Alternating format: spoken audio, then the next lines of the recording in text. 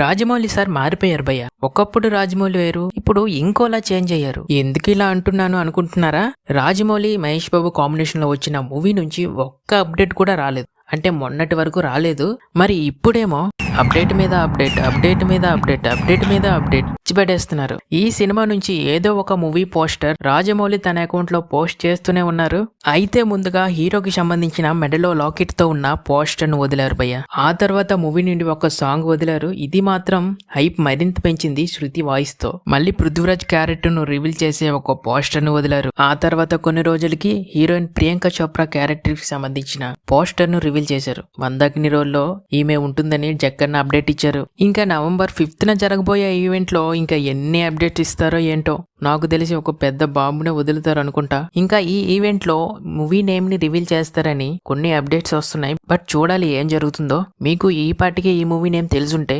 Comment లో చెప్పండి. And bye.